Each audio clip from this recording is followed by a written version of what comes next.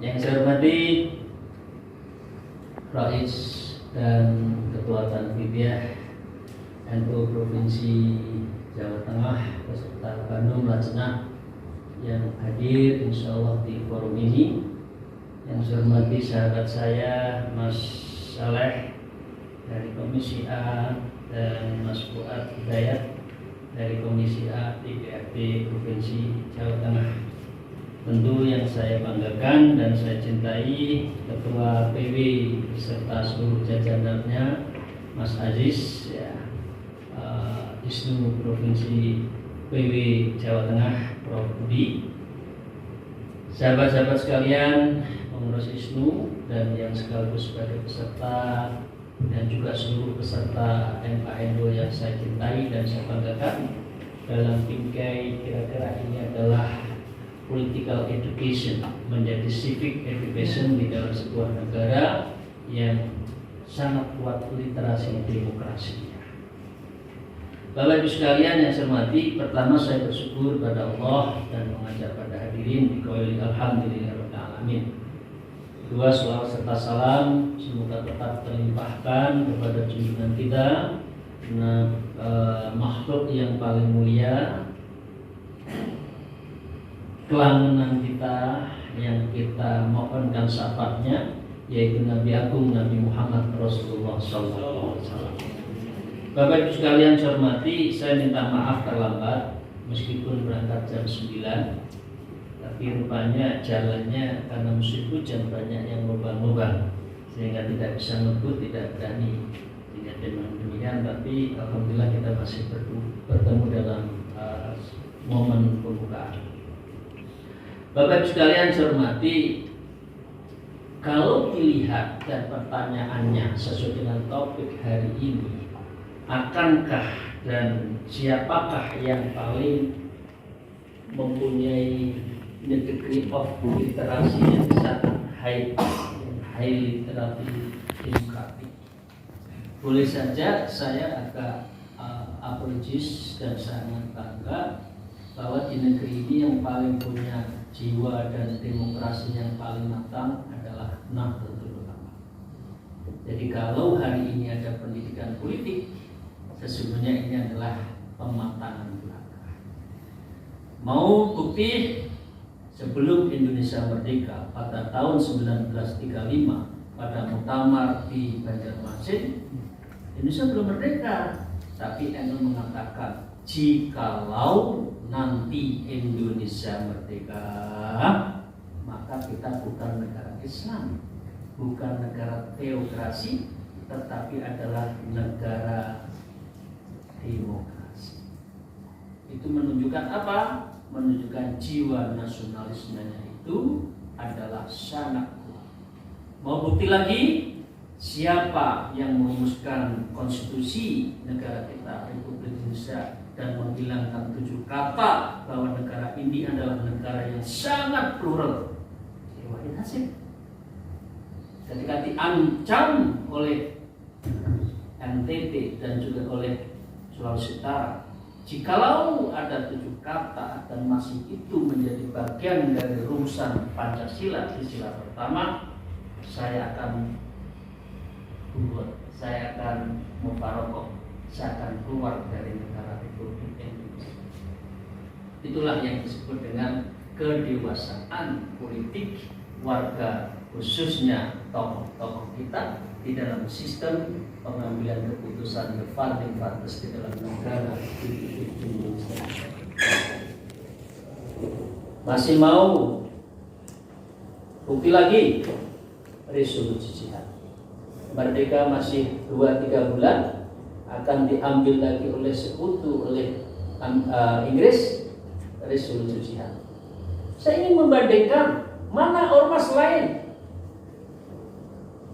yang berani untuk melakukan sebuah fatwa bahwa mempertahankan negara Republik Indonesia ini adalah wajib hukumnya. Jadi saya ingin simpulkan, yang paling punya kematangan di dalam literasi demokrasi dan politik di Indonesia itu Nahdlatul Ulama. Belum lagi konstituen, belum lagi melawan PKI, belum lagi bagaimana merumuskan dan menyelesaikan antara dikotomi tanda petik bagi orang yang mengatakan dikotomi antara Islam dan negara dalam bentuk hubungan Pancasila dan Islam, dan itu dirumuskan dengan baik dan apik oleh Kiai Ahmad Siddiq dan juga oleh tim Khitah 1920. Pertanyaannya, permasalahannya, akankah ada sebuah mutatis mutandis yang begitu besarnya rasa tanggung jawab NU kepada negara kira-kira memperhatikan NU enggak? Negara itu hanya membutuhkan stempel sajakah bahwa kita itu di-stempel oleh NU kan? Atau sudah ada namanya rediscovery hubungan antara negara dan kalau belum, inilah tanggung jawab kita. Kalau belum, inilah tanggung jawab pengurus besar NU yang akan datang hasil muktamar 19 yang ke-34. Kalau itu asimetris, nggak balance antara mengaku ashabul haq dan ashabul qarab di satu sisi, kenyataannya NU negara. Saya katakan ini harus dirumuskan dengan baik. Siapapun yang akan menjadi ketua umum harus berani duduk dengan pemerintah. TNI, TNU harus satu. Pancasila kuat kalau NU ahli sunnah wal jamaah kuat. Ahli sunnah kuat kalau menginsert di dalam sebuah sistem bernegara tanpa mengatakan ini adalah negara Islam. Tetapi enlightened dan inspiring di dalam sebuah core value yang di dalam ada aswaja dan itu menjadi bagian dari value di dalam konteks bernegara. Itu saya katakan rediscovery. Harus ada sebuah pandangan, manhaj dan sebuah inspirasi baru, hubungan itu dilakukan. Kalau enggak, akankah negara kuat? Belum tentu kuat di dalam sebuah geostrategi, geopolitik, di dalam Arab Spring yang kita dihantam di satu kanan, yaitu kelompok-kelompok yang Wahabisme, Khilafah dan Ikhwanul Muslim yang sedang menyerang meringsek, belum lagi liberalis kapitalis. Nah, kalau NU sebagai benteng nasionalisme dibiarkan tertatih-tatih dan dia dalam keadaan tua tetapi tidak punya endorse, tidak ada tempat dalam negeri ini baik struktural maupun fungsional maupun kultural, saya yakin Indonesia pun akan tertatih-tatih. Karena begitu masifnya kelompok dari mereka yang akan menjawab pada pertanyaan siapa Anda. Dia akan mengatakan saya adalah orang Islam yang sedang di Indonesia. Kalau orang NU, saya adalah orang Indonesia yang beragama Islam, berhaluan Ahlussunnah wal Jamaah. Beda.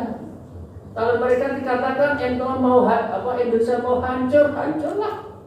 Buat saya orang Indonesia yang mau mendirikan khilafah di negeri ini kok. Indonesia mau hancur, tidak apa-apa. Memang tujuan saya ini adalah sebuah imperium di dalam sebuah khilafah internasional dan tidak ada namanya nation state yang namanya Indonesia. Kalau kita enggak, kita adalah orang Indonesia yang beragama Islam, berhaluan Ahlussunnah wal Jamaah. Jawabannya adalah NKNU. Dari sinilah ada memperkokoh amaliyah, memperkuat fikrah, membuat ghirah, dan akhirnya kita memiliki harokah Ahlussunnah wal Jamaah di negeri ini. Dengan bismillahirrahmanirrahim, saya nyatakan MKNU dengan ini saya nyatakan dibuka. Bismillahirrahmanirrahim.